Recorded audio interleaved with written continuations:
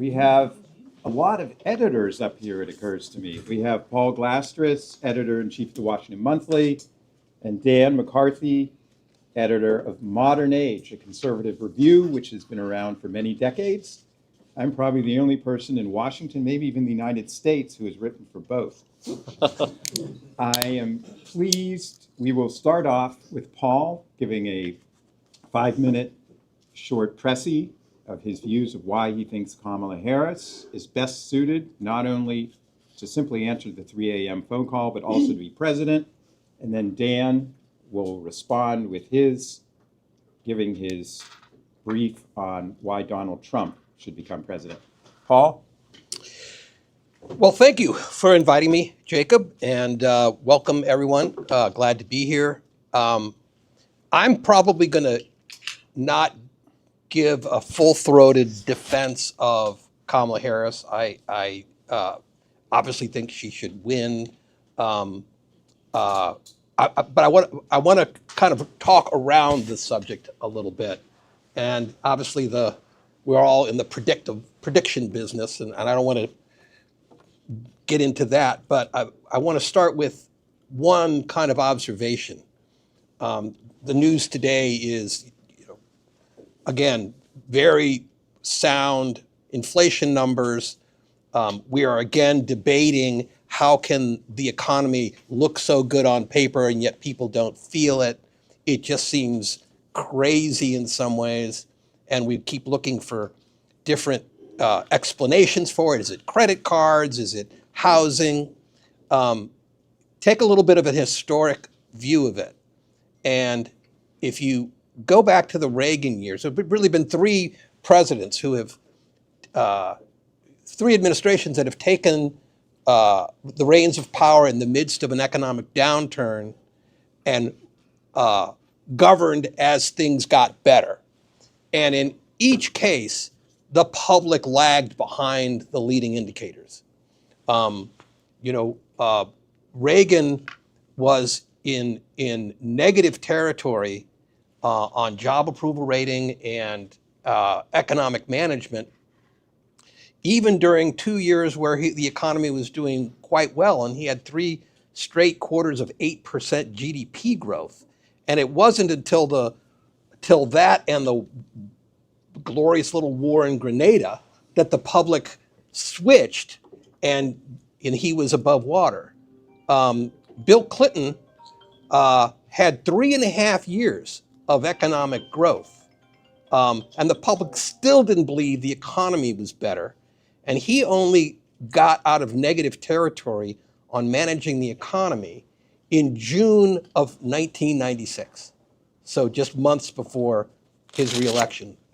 Barack Obama, despite having taken over in the midst of the Great Recession and seen dramatic improvement in the economy, was underwater on the polls on managing the economy by 15 points in August of 2012, and was only 2 points above 50% on the day of the election.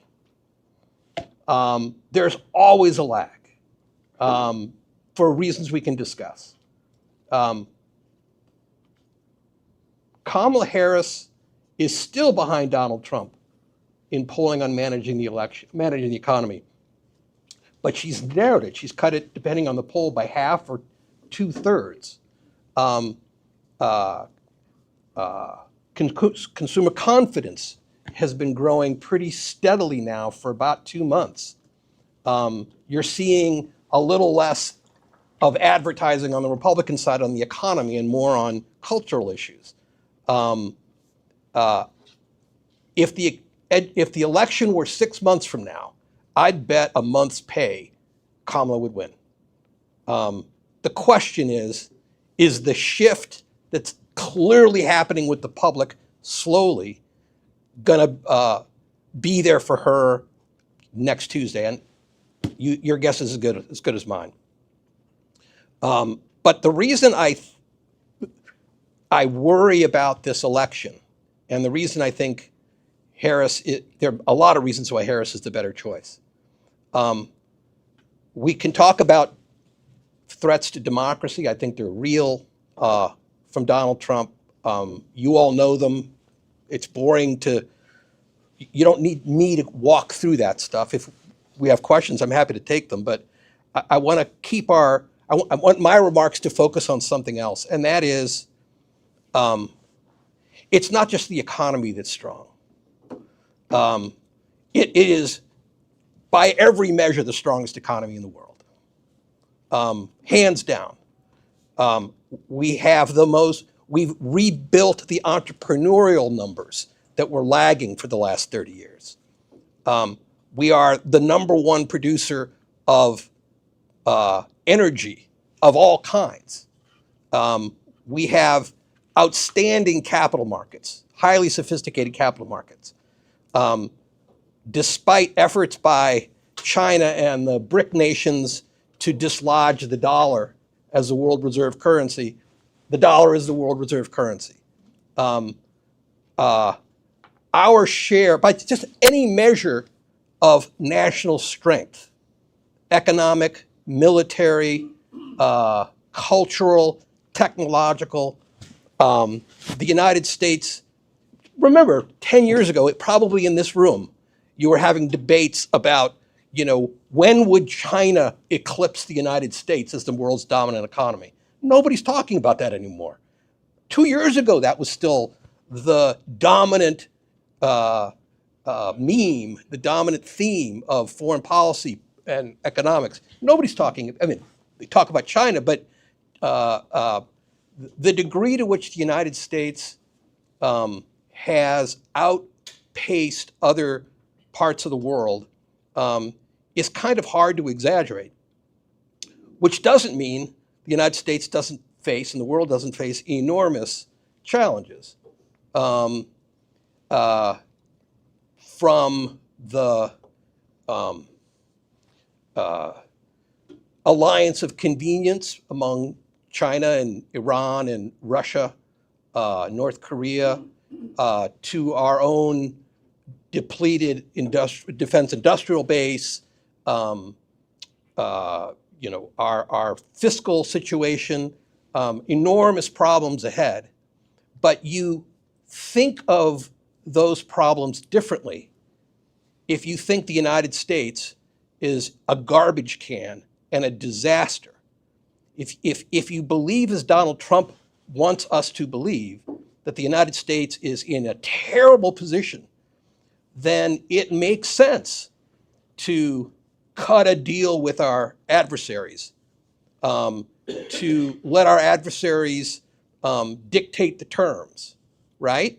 To hide our economy from the rest of the world.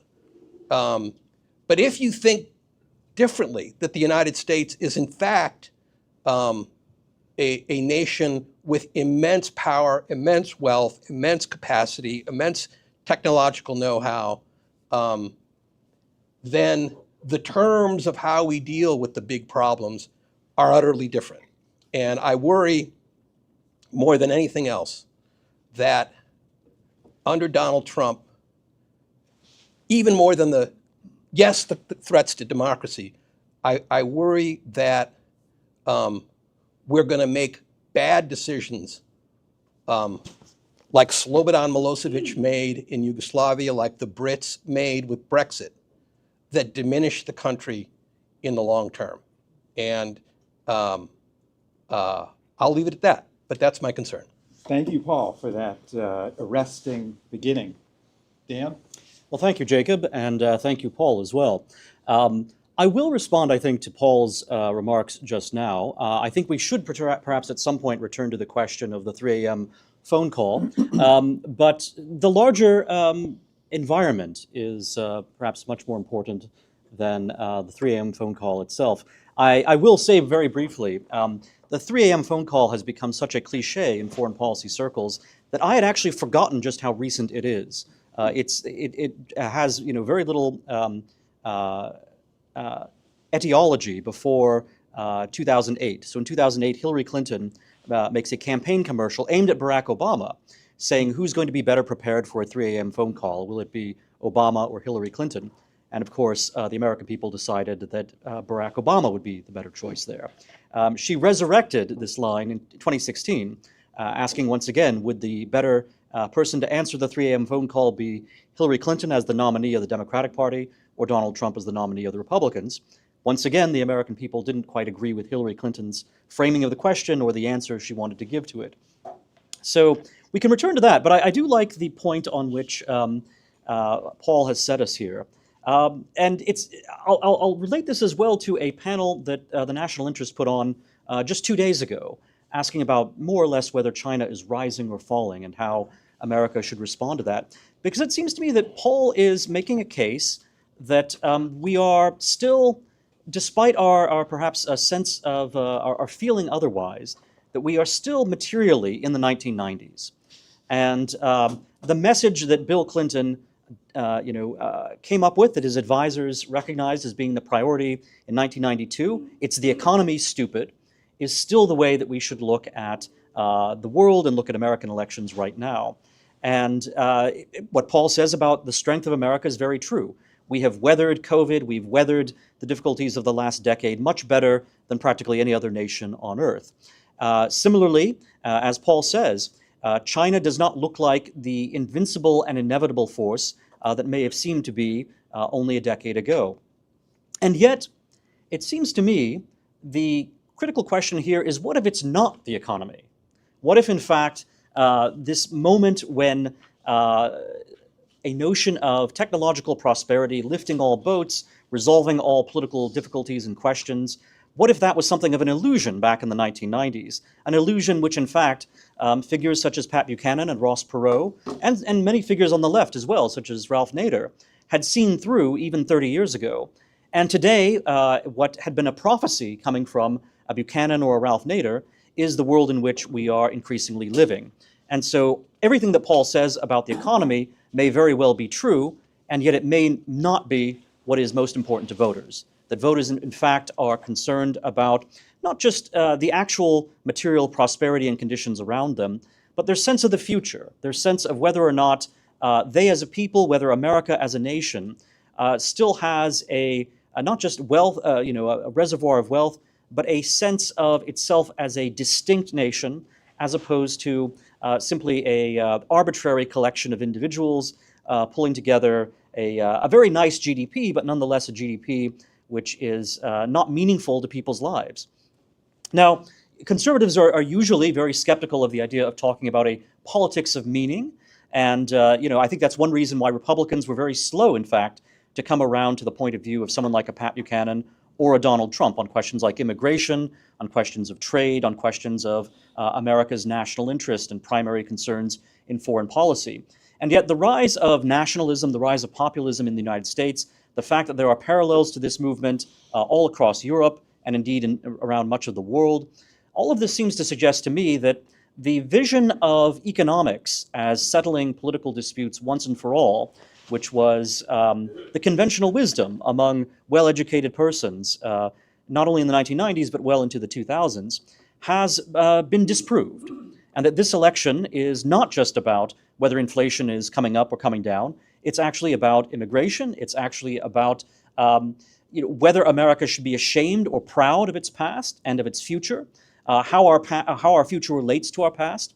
And on all these questions, Trump has aligned himself with a segment of the American people. And it's obviously, there's a considerable right-wing segment, but I think there's also elements elsewhere in American politics, some of whom in other contexts would be called centrist, some of whom in other contexts would be drawn to the political left.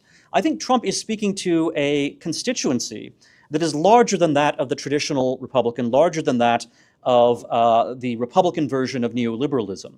And because Trump has recognized a change in the way that the American people and people around the world feel, he has been able to construct a new kind of political coalition, which his opponents are still struggling to counteract. I think that's why Kamala Harris right now is struggling to win the election next week. I think the success which Harris and Biden enjoyed in 2020 was largely a result of the circumstances of that year, especially that fall, the George Floyd riots, the COVID crisis, all of that, nullified and darkened the view that Americans had had of the Trump years up until the end of 2019. Now the shoe is on the other foot, as Paul has said, that even if inflation has come down, people nonetheless still have a residual sense of dread, a residual sense that the last 4 years have been a very difficult 4 years, and they would like to turn the page. Kamala Harris is presenting herself as the person who turns the page because, she is a new face. She is not Joe Biden. She's not Donald Trump. And yet the American people, I think, still identify her very much with the Biden administration and with all they have gone through in the past 4 years. Whereas Trump, on the other hand, even though he is a blast from the past in terms of being a previous president, he still has a sense of a need to look at America in a fresh way and to re-examine all of the things that have been taken for granted in terms of foreign policy, in terms of economics and what constitutes domestic success, and in terms of America's own sensibility of itself, especially at the elite level, where you still see right now that Trump is bringing about tremendous changes, even in this town, even in a field like journalism. The fact that the Washington Post, the LA Times, USA Today do not feel like this time they can endorse a candidate, that I think is a very healthy development. And it's a healthy development even if you don't like Donald Trump, because it shows that these elite institutions are starting to realize that they have lost the confidence of many of the people who should be their readers, but actually aren't right now. And therefore, they are being forced to reform themselves, forced to reflect by the continued pressure that Trump is placing on them. So I'm very much, optimistic about Trump, but I'm also, very supportive of, what he stands for. And I think that even if he is not successful next Tuesday, that the forces that Trump represents are not going away, and they will continue to change and realign American politics, long after Trump either serves a second term or, is defeated next week, and he may disappear from politics. But the, Trumpism, populism, nationalism, these things will continue to be defining elements of American politics for a generation. Thank you, Dan, for that supple endorsement of Trump. I wanted to give each of them the chance to respond to each other, so I'll go to Paul, and then we'll go to questions. I guess, in essence, Dan is accusing you of offering up warmed over Clintonism, which, you were a former speechwriter. So what are your thoughts? The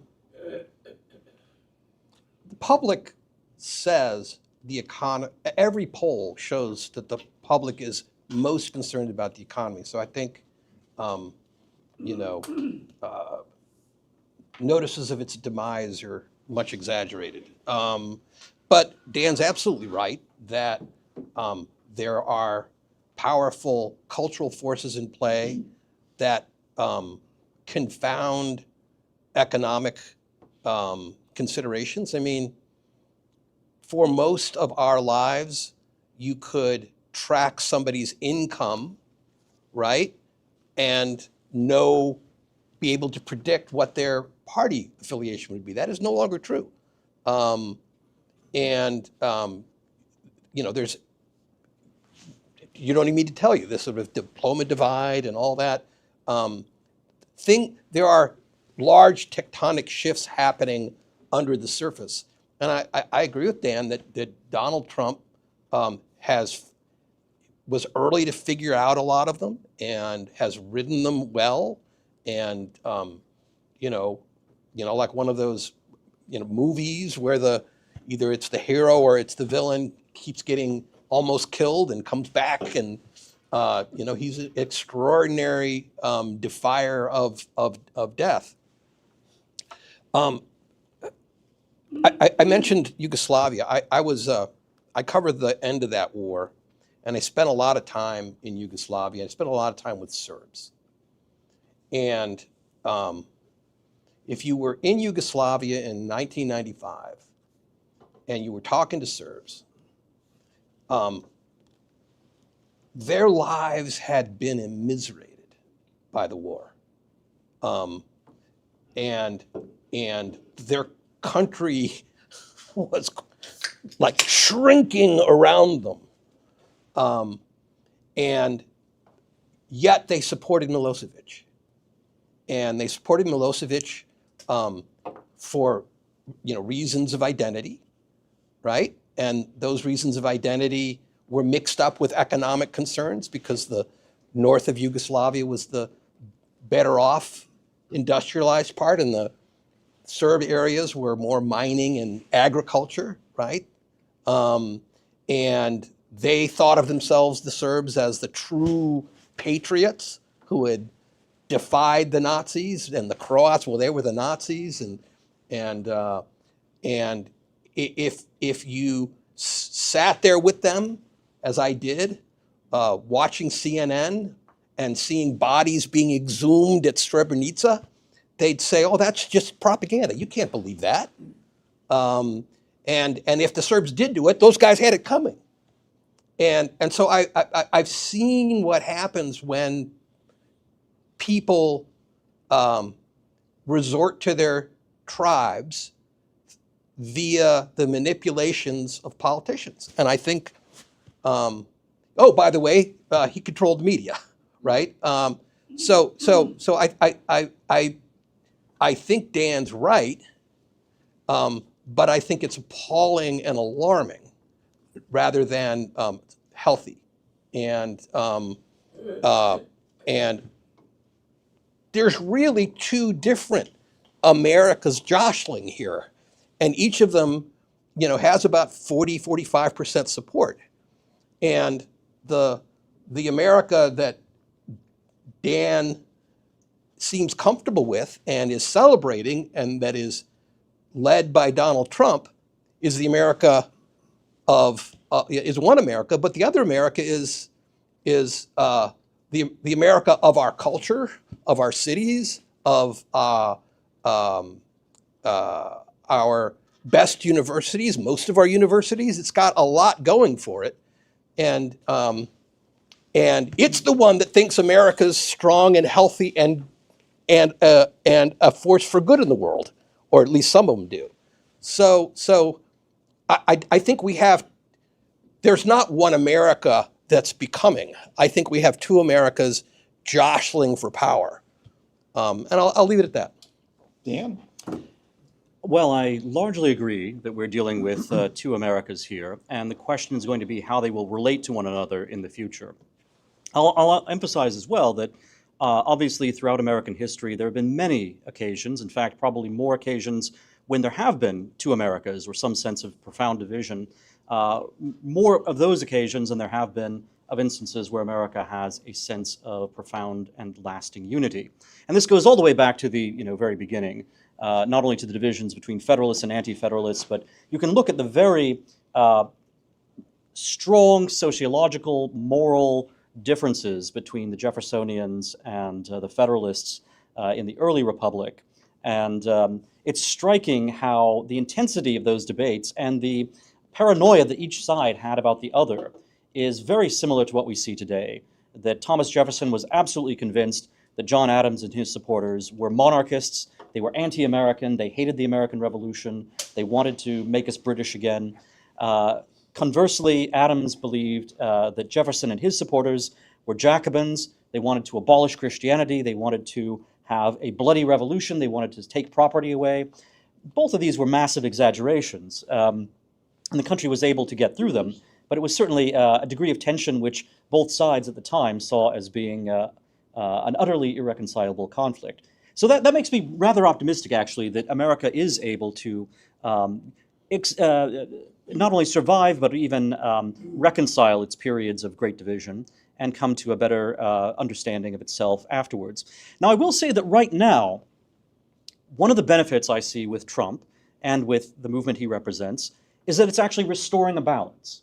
That up until now, one America, which is the America of elite institutions, has been so pervasively in control of the media, the academy, the educational institutions, both political parties at the elite level, that 45% of the country has felt as if it's totally unrepresented.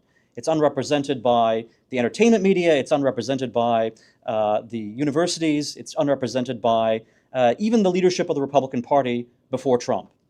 Now, to state things as bluntly as that is to invite any number of quibbles and qualifications. And yes, obviously, there are any number of television shows one can point to as being catering to Christian conservatives, for example. There were numbers of dramas and sitcoms in the 1990s that did so. So I don't want to, present this as being just a kind of Manichaean black and white division. But I think there is a powerful sense among that 45% of America that is supporting Donald Trump that it was rendered nearly voiceless in the institutions that are most powerful in our society, and voiceless with respect to its own economic concerns. It's one thing to point to the overall economy and to talk about inflation coming down or to talk about GDP growth. But as Paul quite rightly alluded to, there are industries and there are regions of our country which have had differential degrees of prosperity. And that has an impact, especially when people feel as if they're not simply, it's not just that they've lost the jobs that used to exist in their hometowns, but they've also lost a sense of political representation for those jobs, as if nobody's fighting for them. This is one of the very interesting things about Donald Trump's first term. Trump went to bat for Carrier, the air conditioning company. He went to bat for various factories in numerous Rust Belt cities, and oftentimes his attempts were not successful, and the factories closed down anyway. What was interesting is that when journalists went and talked to these factory workers and said, well, what do you think about Donald Trump now when he failed to deliver on what he had promised with respect to your job? The journalists were surprised to find out that many of these workers still supported Trump. And they said, well, you know what, he may have failed, but at least he tried. And at least he knew we were suffering, at least he cared enough to make these efforts. I think that one of the problems here is that the elite side of America, the other 45% of America, the highly educated, very wealthy side of America, it's the wealthier side of America now, certainly, doesn't feel the need to treat the Trump side of America as if it is a partner. Instead, it is it's a problem, it's deplorable. Maybe Biden misspoke when he said garbage, but there is this sense that the Trump side of America is simply backward. It's in need of re-education, transformation into something other than what it is, and it's resisting that transformation, and it's resisting that transformation politically. So as you have schools that are teaching perhaps ideas about sexuality that were considered very advanced even in higher education 20 or 30 years ago, now this has reached the level of primary education, and many Americans are shocked by this, and they are turning to Donald Trump, they're turning to Marjorie Taylor Greene, any number of Republicans who are extremely unfashionable today, and they're saying, these are the only people who are speaking up for us. We don't feel as if, Kamala Harris, we don't feel as if the Washington Post is ever going to take our side. If they have a token, conservative columnist, even that conservative columnist, a David French or David Brooks, is very likely to simply go along with progressives in the end. So it seems to me that, instead of having a fully Trump-ized America, which I think is what many progressives fear if Donald Trump wins the next election, what you actually will get will be a more balanced America if Donald Trump wins, where in fact the 45% or whatever the number may be that Trump represents will have some representation. It will be very strongly political representation. A cultural deficit will still exist, but that will start to change on both sides over time as they see this need to work with one another because they simply cannot separate. This idea of national divorce or a kind of new secessionist spirit is, I know that Michael here thinks he has many things to say about that topic, and perhaps we'll get to that in question and answer. My fears of civil war have diminished. Mine too, and it's for precisely the reason I've been alluding to here, which is I think that Trump actually is a healthy response to an America which has been written off. Okay, so I'm going to ask the first question here to kick this off. And I think, Dan, we've got to the nitty-gritty here, which is Paul, and I'll start with you. Dan has essentially voiced what Spiro Agnew gave a famous speech in Des Moines, Iowa, I think in 71, where he came out and said, who are these potentates and these towers, these media people who lecture to us from their high office buildings and tell us what to think? Is Dan right? He's painted a sanguine picture. Should we be rejoicing that the Washington Post, the LA Times, that their billionaire owners are, I guess, standing athwart history and saying, we're not going to take a stand on this presidential race? Is Trump a tribute of the populist masses, something that the Democratic Party used to purport to represent? Donald Trump saw a deep decline in manufacturing jobs over 4 years. We've seen a huge investment in manufacturing and now hundreds of thousands of new manufacturing jobs in the United States in the last 4 years. About 80% of them in red areas. My guess is it had very little effect on people's voting. Like the Serbs that I interviewed, you can withstand a whole lot of deprivation if you feel somebody's fighting for you. And I think Dan is actually right. Remember Barack Obama kept going back to Elkhart, Indiana? Do you remember this? He gave speech after speech in Elkhart, Indiana during his 2 terms. Elkhart is where they make a lot of RVs. I've reported from there. Very Republican, very working class. The arugula? I'm sorry? The arugula speech? The arugula salad? No, That was Michael Dukakis in '88, I believe. No, this is Barack Obama. And and he transformed Elkhart from a husk of hollowed out businesses to a booming center of manufacturing again, and had very little effect on how those folks voted. There are, Dan is right that culture is trumping economics for a lot of people. And, look, wealthy liberals happily vote for people who are going to raise their taxes because they're voting on values and culture too. So it's not an automatic thing. And I've spent 20 years at the Washington Monthly writing stories about the hollowing out of middle America and what's caused it and how to turn it around. So no contesting that part of it. But again, my concern is that we are going to make that the American public will choose a leader the way the people of Yugoslavia chose a leader, or at least Serbia chose a leader, and the way the Brits chose the conservatives, who then made a decision with Brexit that diminished the influence of the country and cut, 5% off of the annual GDP, according to Goldman Sachs? I mean, just a boneheaded, stupid, bad policy. Maybe there are people who believe in Brexit here, but I think most of the UK thinks, we shouldn't have done that. No, they shouldn't have done that. And my fear, beyond civil war, beyond the democratic assault, which I don't diminish, is that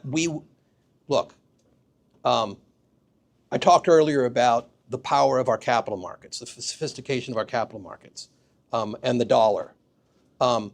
If we put a wall of tariffs around the country, and I'm not an anti-tariff guy, haven't been for years, and if Donald Trump succeeds at putting a wall of tariffs around the country and weakening the independence of the Fed, then you can actually see us losing the dollar, no longer being the dominant currency, and our capital markets just leaking money.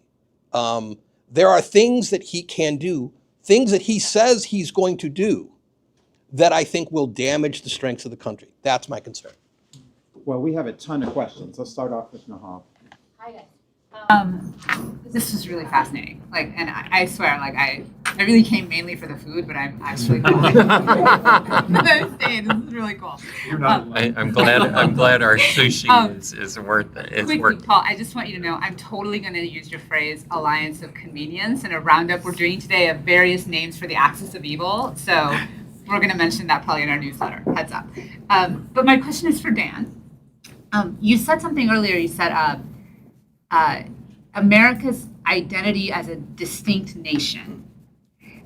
What exactly is that identity going to be under Trump and people like yourself who support Trumpism?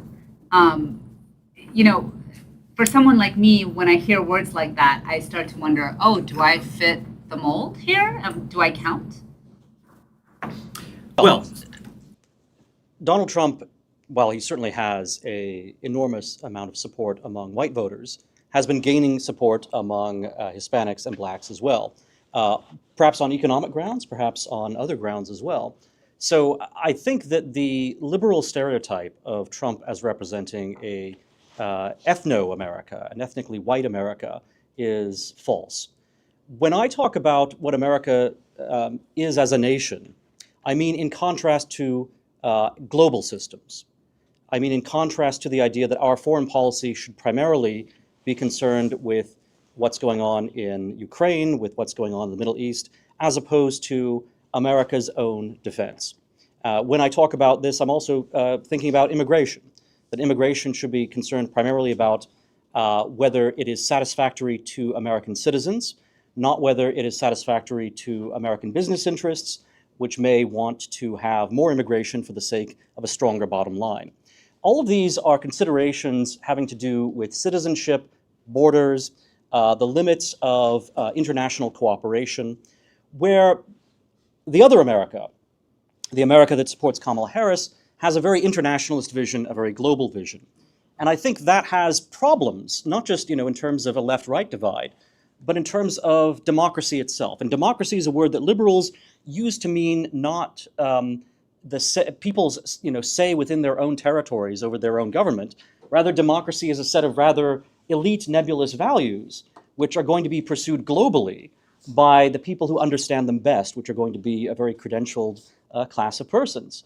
And that in fact, and you even see this in Anna Applebaum and others for whom democracy is this transnational thing, which it goes across borders, that democracy is something where these people in different countries all agree upon a set of priorities, and the people within their own countries who don't agree on those priorities are anti-democratic and are illiberal and should not have a say in cultural institutions or a say in politics.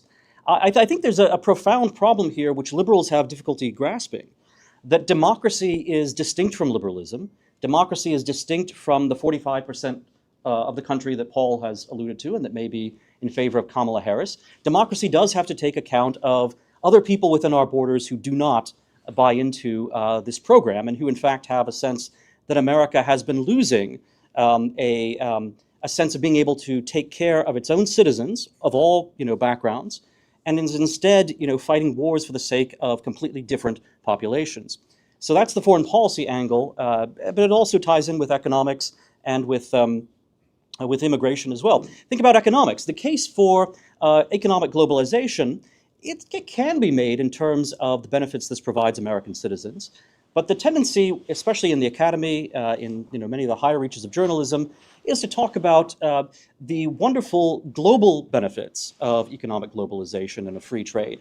Well, that's all fine, but when many people, when many Americans see that, they say, wait a minute, it seems as if this is creating a lot more growth in China than it is for America, that in fact, my hometown is losing some of its industry, whereas other parts of the world are gaining.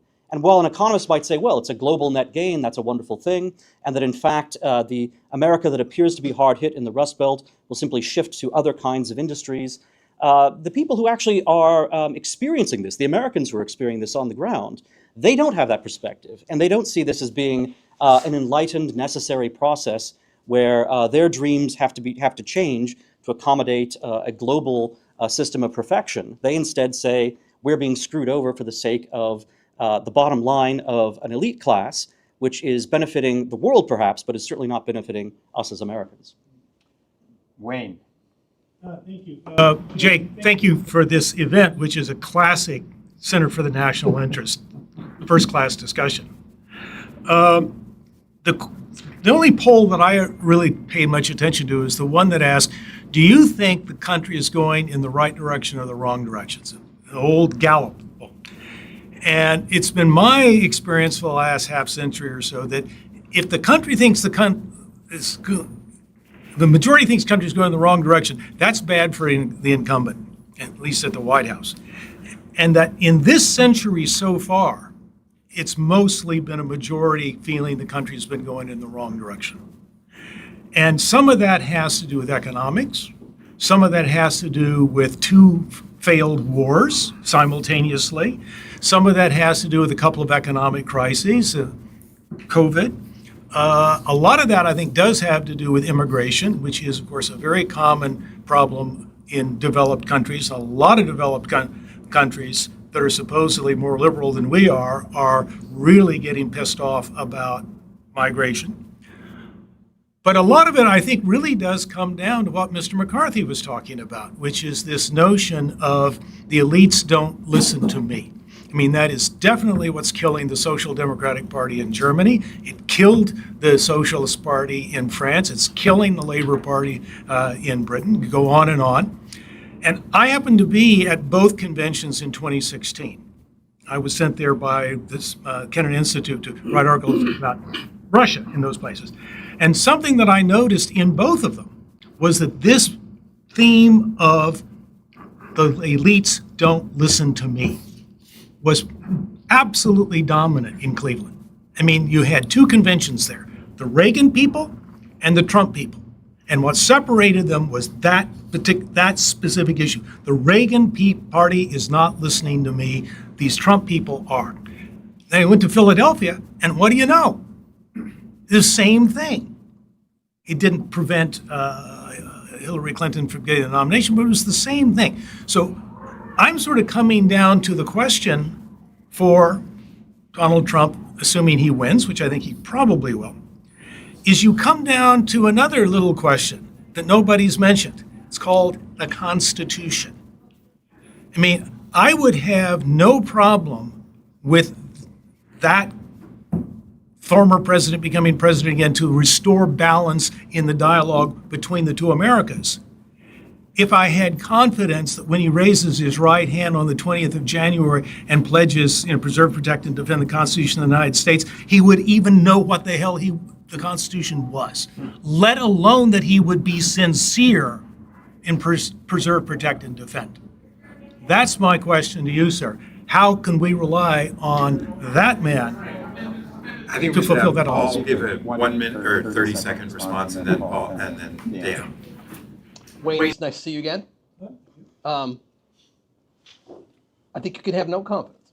You can have every confidence that he will find a way around whatever constraint or try to have his way. And look, I'll give you one example. Donald Trump ran in 2016 against corporate power, right? And he actually did a few things with antitrust. He had a lawsuit against the Time Warner AT&T merger. He brought the lawsuit against Google that just was Google just lost. But now he's out cutting deals with every monopolist he can find, and he's got the wealthiest man in the world running his ground game, and all of that corporate stuff is out the window. He's cutting deals, and when you look back at his administration, you see that he actually managed the whole corporate thing based on punishing his enemies and rewarding his friends. So this will be the Trump MO. He will use the power to reward his friends, punish his enemies, and amass power. And it was the Biden administration, right, that actually went after corporate power without fear of favor, including going after the big tech, which you'll recall were friends of the Democrats until Biden came along and brought them to court. So your choice in this election, in my opinion, is between a governing style that is similar to the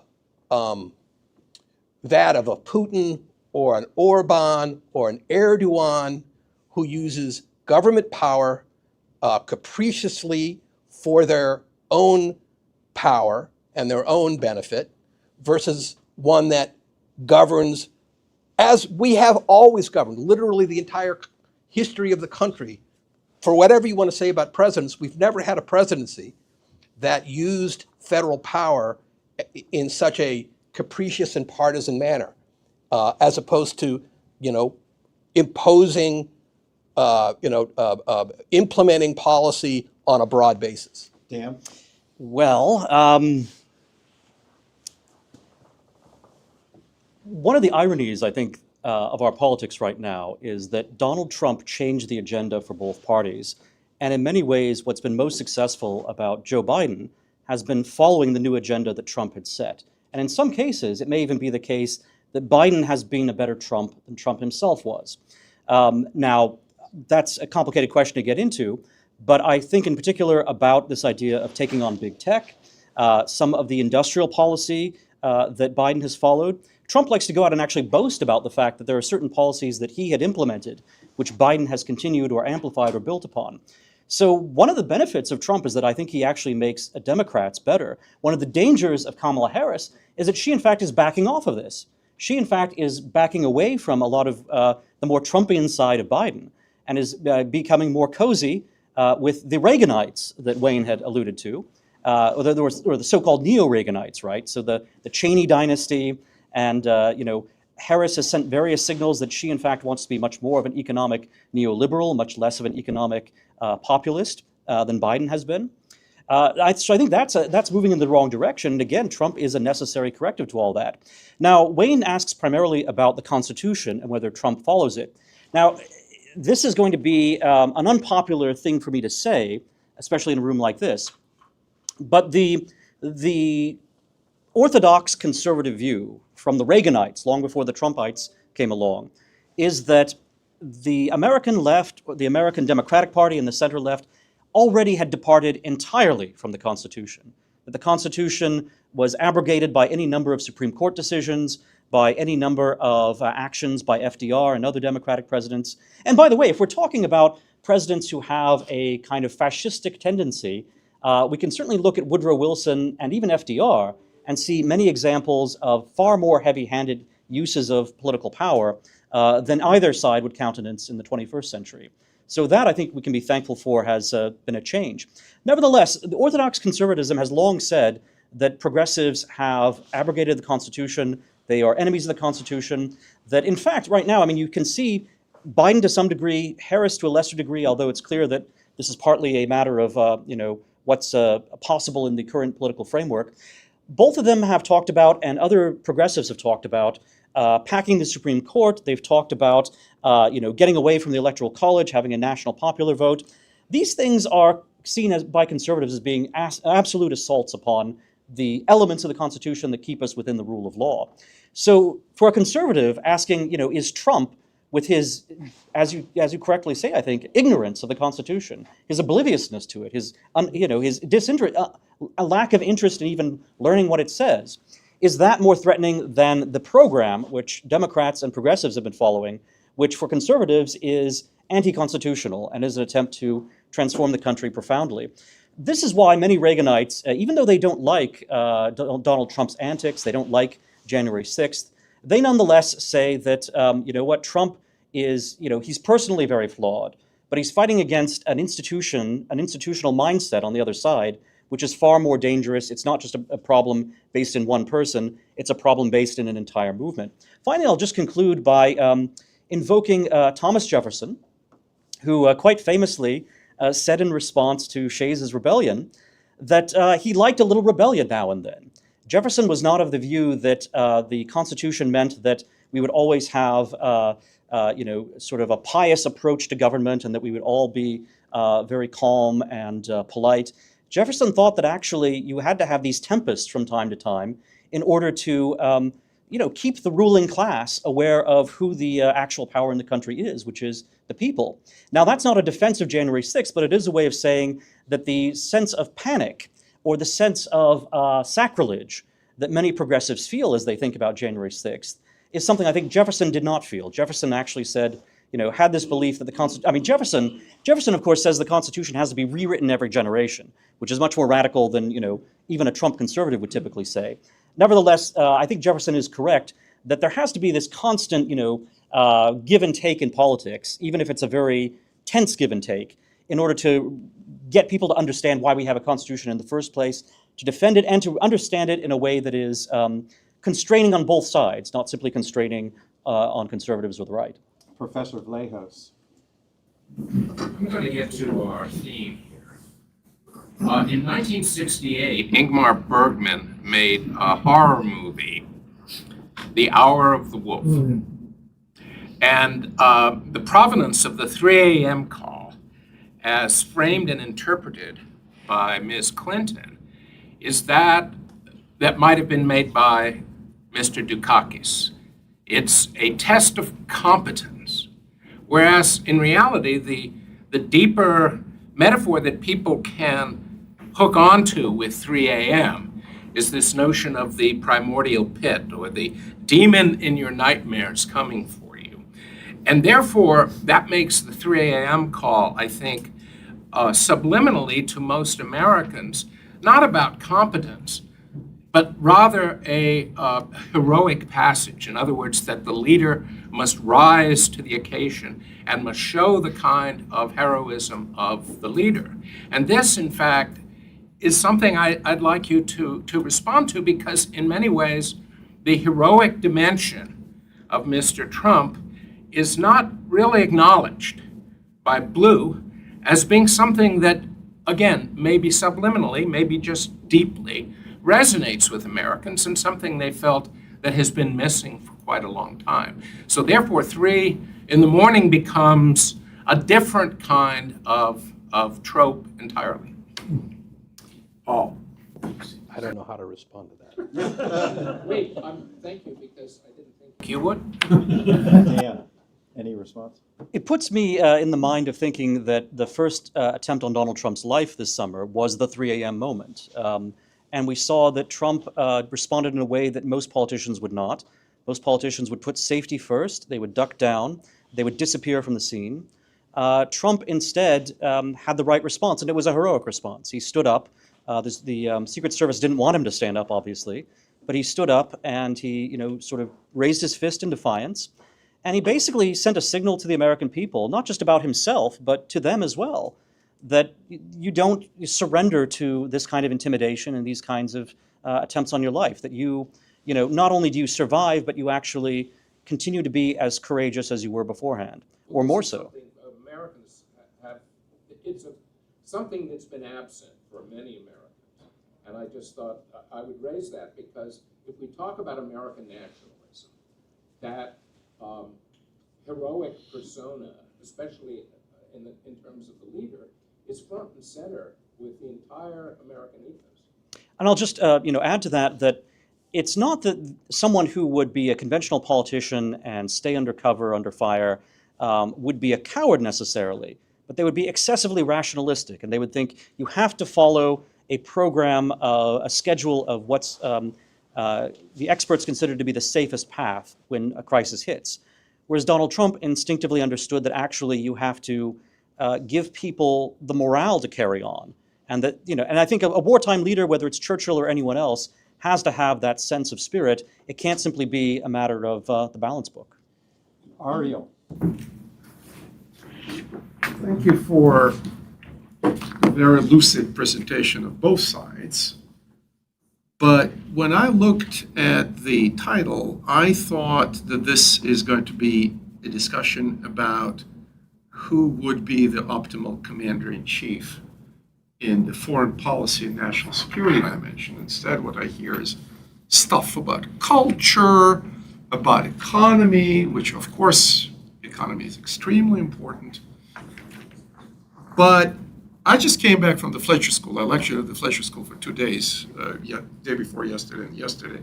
An elite institution. An elite institution that I'm proud to be a master's and a PhD graduate thereof. And our next generation, the graduate student at the Fletcher School, pretty much all convinced that we're in the Piedmont, in the foothills of World War III. We are. Thank you. And to dismiss the quartet of Russia, China, North Korea, and Iran by calling them alliance of convenience, I think we can afford doing it from the comfort of our urban or suburban houses and apartments here in Washington, D.C., but the Ukrainians, the Israelis, and others do not have the luxury of dismissing it. 6,000 Russian drones in Ukraine, Iranian drones in Ukraine, or in Russia, and 12,000 North Korean troops in Russia suggest that there's something more than an alliance of conveniences going on. And in that respect, what I would like to hear from the two esteemed gentlemen is, who do you think would respond and how for 3 a.m. call that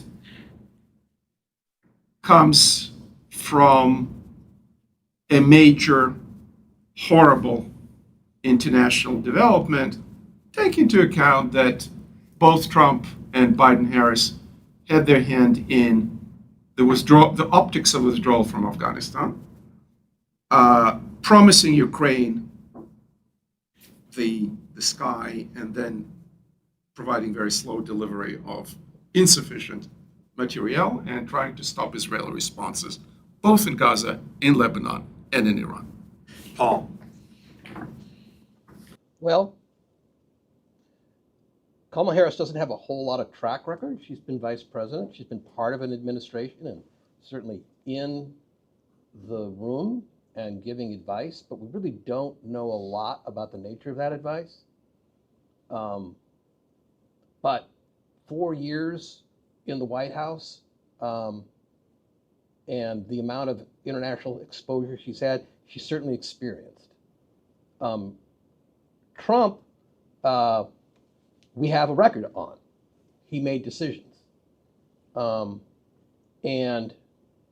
you know, I'm hard pressed.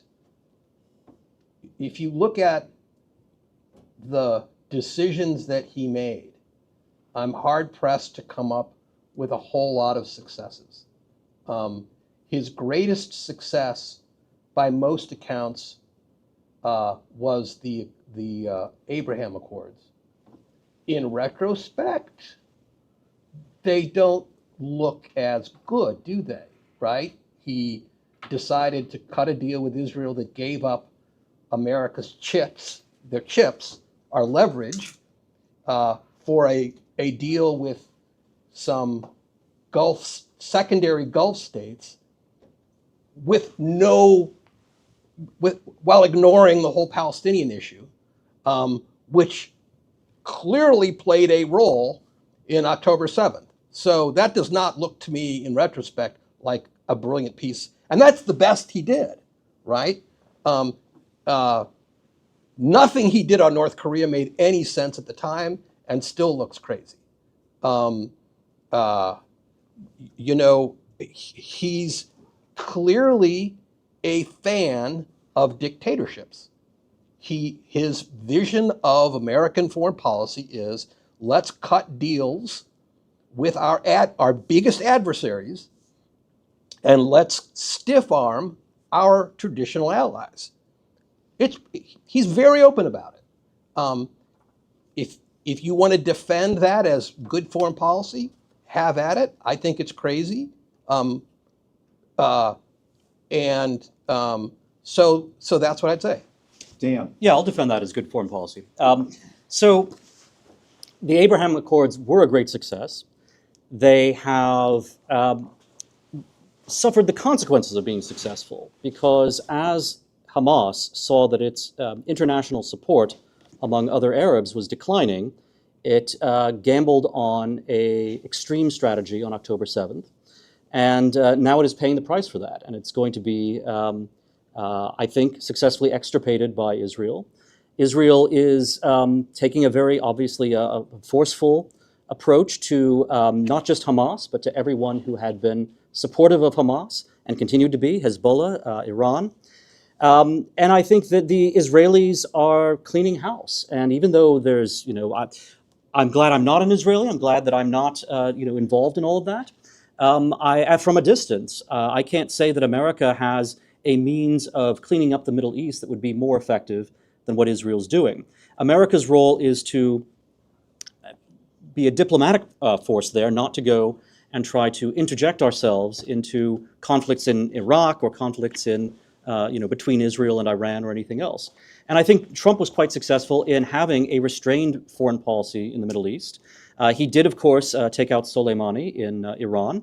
That did not lead to the kind of response that Trump's critics thought that it would. That Trump, in fact, proved to be correct, that taking out Soleimani would not lead to a sudden, spate of attacks on America. And by the way, this is where I think Paul's presentation is sort of reversed. That Paul presents Trump and his side as having this view that America is weak, but in fact, there is a tendency among liberals to think that we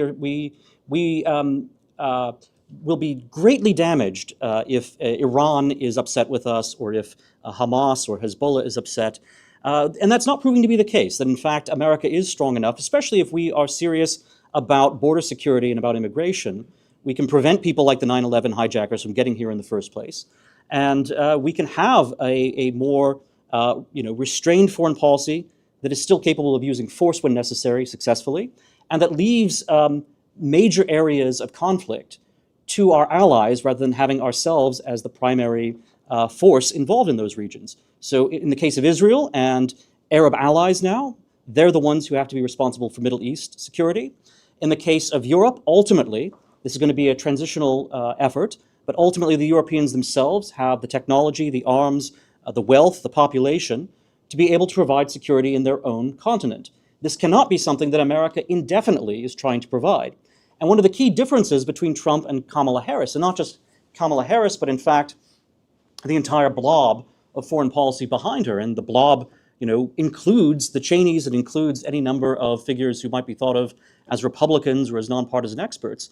But it has this sense that America can infinitely be engaged in a kind of low-intensity global war, that we would be in Afghanistan indefinitely, that we would be managing the Middle East in a very direct way, and that, of course, we will be the ones who, through proxy efforts, win the conflict between Ukraine and Russia. This is a hypothesis. This is a policy which has been put to the test time and time again over the last 25 years, and it has not passed those tests. It has generally failed. And so Trump represents a change in that. And that's not to say that Trump is going to have a clear answer to every crisis that may arise in the next 4 years. But clearly, simply by not doing the things that have brought us into decades-long conflicts that wind up being very unsuccessful over the last 25 years, Trump will be a massive improvement over the Bushes, but also over the Clintons, Obamas, Bidens, and Harris. Can I just respond, because Okay. he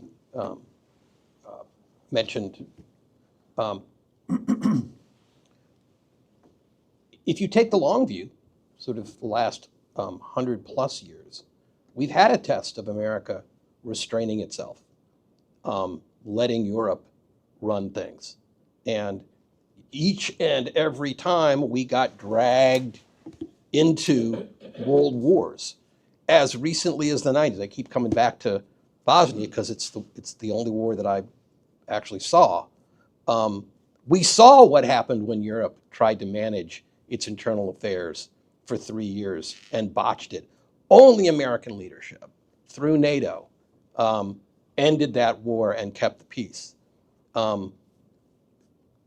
There have been a third as many service members killed in the line of duty in the last 4 years than the previous 4 years. Joe Biden has not gotten us into massive wars. Joe Biden is the one who got us out of Afghanistan. It was under Joe Biden and the weapons he provided Israel against the determined efforts of his own liberal left base that allowed the degradation of Hezbollah and Hamas and Iran.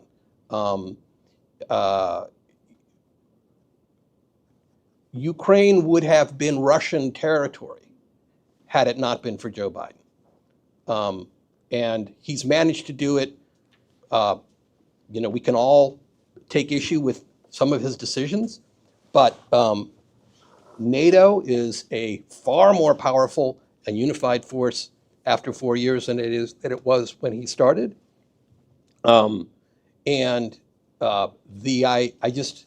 We do have very profound differences in vision for the future of the country. and I understand yours, but I think we have to think very carefully about a world in which the United States dials back its leadership. I don't see not that the United States leadership has led to great things every time. Obviously, we've royally messed things up from time to time, but I see no alternative, and call it the blob, but I think it's broad American common sense. Let me quickly respond. I just want to say, it seems to me that we have been tremendously unsuccessful if Europe is in the same condition now that it was when World War I broke out or when World War II broke out. If liberal democracy is as weak today as it was, in the years before those wars, then we've failed after 80 years. I think that, in fact, liberal democracy is very strong in Europe. One of the things keeping it weak, in fact, one of the things limiting its strength, is that it doesn't have this sense of, in situations other than those of crisis, which is occurring right now, Europe has not had enough responsibility for itself and has not created enough democratic buy-in among its own public for the kind of foreign policy that it needs to have to keep the continent safe.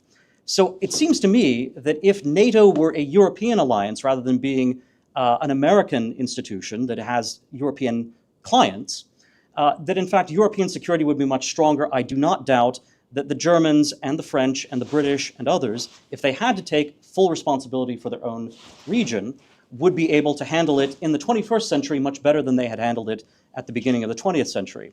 Now, as I say, this has to be a transitional effort. NATO is not something that we can get out of tomorrow, and it's not something Donald Trump's going to get us out of. But we do have to think about the sustainability of the system that you are in favor of, because it seems to me that it's losing sustainability. And that in fact NATO is starting, even as it grows and expands, is starting to produce more and more problems both internally in the member countries, including the United States, and also abroad as well. And I think there's a need for new alliances. We can't simply keep relying on the same international liberal order that was built 80 years ago.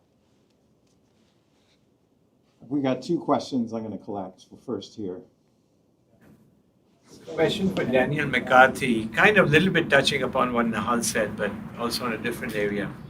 I take your point that fighting other people's wars or indeed overextending for other nations in ways that the US has done that has not gone well is not something we should be doing, and Trump in many ways speaks to that. I was just watching his speech yesterday, he was making that point again. But I see a real tension, real contradiction between this stated principle that you also echoed and this incredibly extreme support for the state of Israel. I mean, this is not just about supporting an ally in a normal sense, whether it's a Mumbai attack or the Madrid attacks, or if there were attacks in any other ally, there would be strong support, as there should be. October 7th was a terror attack. There was a response called for. But what we have seen in the Trump, and really I do agree with Biden in many ways, is a continuation of Trump's foreign policy strains. This included, because you look at all the other presidents from Ronald Reagan to George H.W. Bush and others who have laid down some markers, some constraints on Israel, even while supporting the state of Israel and its right to exist, have restrained it, given that the US does support so much of Israel's war-making capability and capacities and arms. I see that restraint as completely abandoned by Donald Trump and continued in many ways by Joe Biden. But Trump originates that. Good question. And that is not in consonance with a national community, but perhaps more allied with a community of believers that goes beyond the nation state and includes certain people that sit outside the nation state, but may not include some who are actually a part of the nation state formally. Paul, are you still eager to? I'll be very brief. So let me first, I guess, just a comment on our allies. Look, I think there's a spectrum of kind of responsibility, how much we do and how much they do, and but fundamental to the whole thing is, why do they want to be our allies in the first place?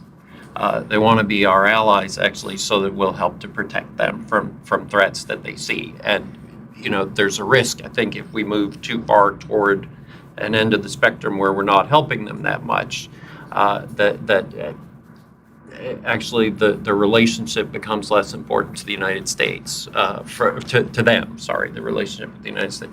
So I think that's one to think about. We can kind of take the view that we don't need them. That's one potential response to that. But I think that's something got to think through a little bit. But one very focused question for each person. Paul, do we know enough about what Kamala Harris actually thinks and would do as president?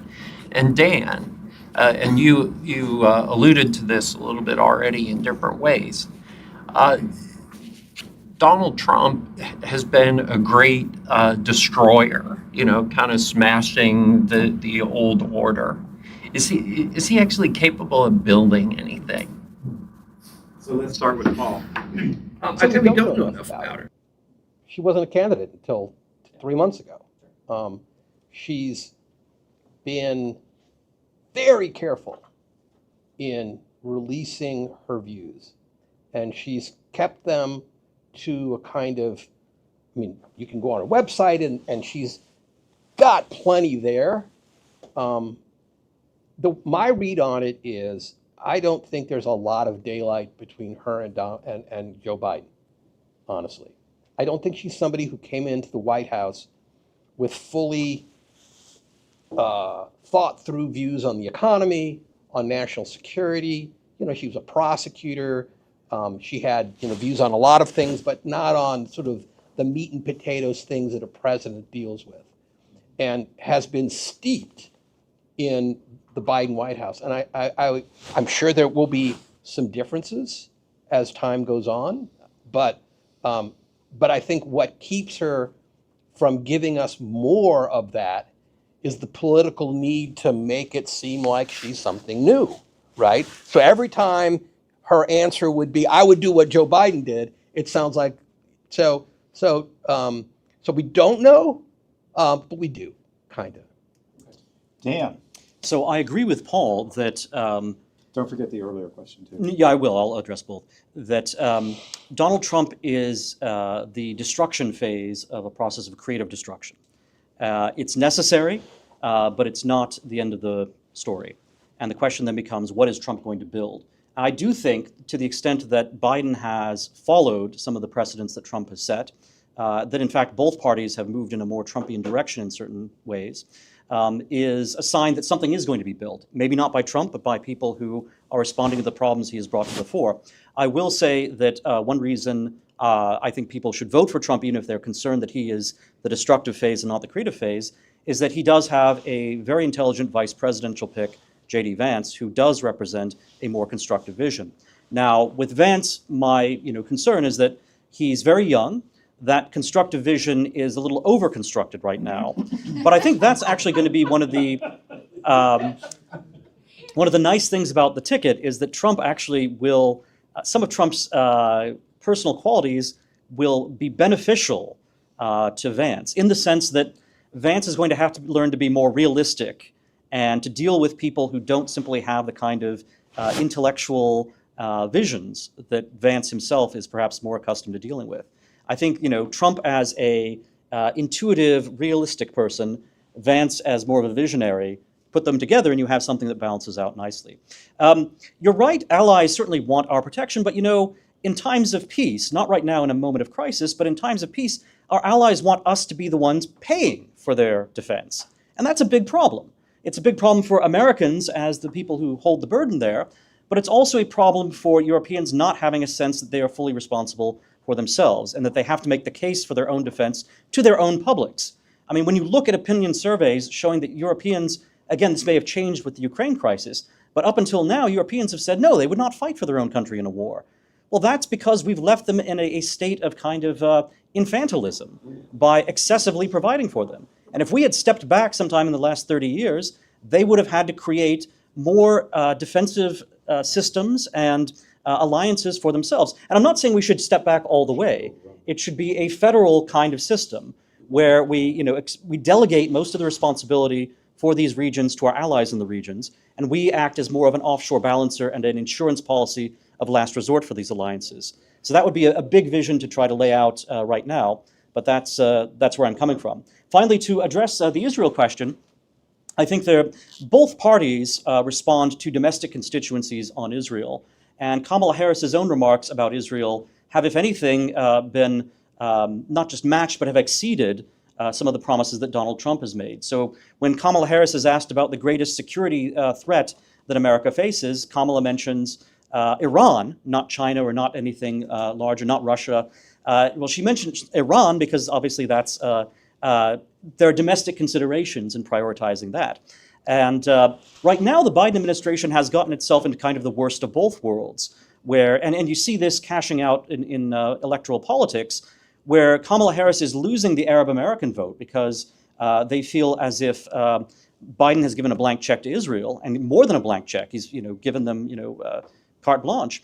But also the most ardent supporters of Israel don't like the Biden-Harris administration either, because they feel as if the Biden-Harris administration is constantly holding Israel back. Trump is getting the benefit of the doubt from both camps right now, and it will be a great challenge for him if he's elected to decide how he's going to either try to somehow sever the Gordian knot of difficulties there, or choose to go in one direction or the other and bear the consequences. But Israel, yes, is a unique, foreign policy question with very strong domestic constituencies, which have a, determinative effect on what America does, and has had that determinative effect really, for several decades now in both parties. The reason I think Trump is actually better on that question, though, is precisely because he is more idiosyncratic. And he does say occasional things about, perhaps having a settlement with Iran. He says, he had an opportunity to launch further attacks on Iran during his administration, and he decided not to because his advisors told him there would be a large number of civilian casualties, or even military casualties, in fact, but of casualties that would not degrade Iran's capabilities. And Trump said, well, that's just gratuitous, cruelty if you do that, if you launch that kind of attack. So Trump's instincts there, I think, are actually healthier than the rational calculation of interest that follows domestic politics on that question. Well, I thank everyone for staying this long. It strikes me somewhat of a role reversal has taken place here as Dan is talking about the ruling class, a Marxist term, and calling for change, and Paul is essentially adopting a conservative position. We will see which of these visions wins out in about a week. Thank you very much. Thanks, Paul.